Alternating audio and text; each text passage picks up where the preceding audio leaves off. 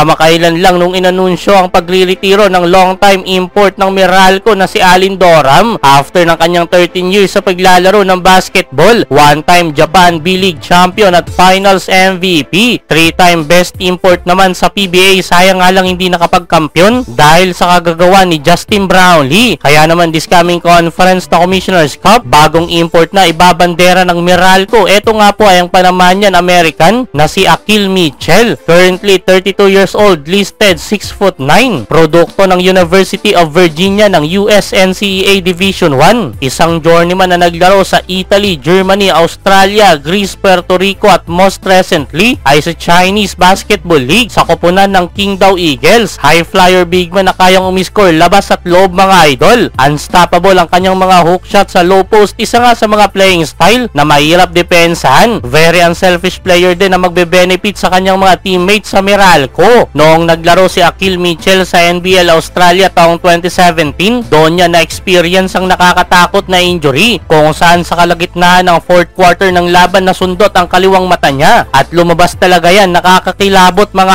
idol. Takpan lang natin mga idol, baka magalit si Whitey. Search nyo na lang para makita nyo ang buong nangyari. Buti na lang matapos niyang isugod sa hospital na pag-alaman na hindi naman ganon kakomplikado ang nangyari sa kanya. At sa taong din yun ay agad naman siyang nakabalik sa paglalaro ng basketball. Laking pasasalamat ni Mitchell sa taas nung time na yon na hindi napuruhan ang kanyang mata. Ayon sa report, ilang araw na din siyang kasama sa mga practice ng kanyang bagong team at maagang masusubukan netong si Akil Mitchell mga idol sa magiging laban bukas ng Meralco Bolt sa East Asia Super League dahil siya nga ang papalit sa iniwang trabaho ni Alin Doram. Kabilang balita mga idol, nakuha ng Converge Fiber Xers ang rights ni Jordan Heading galing Terra Firma Jeep, kapalit nila Aljon Melesio, Kit Saldivar at future first round pick. Drafted player ng Terra Firma mga idol etong si Jordan Heading noong 2020 PBA draft, pero hindi ito pumasok sa liga, naglaro muna overseas, Taiwan, Japan B-League at ang uli ay sa NBL Australia sa koponan ng West Adelaide Bearcats kung saan gumawa ito doon ng ingay matapos magtala ng career high sa puntos with 45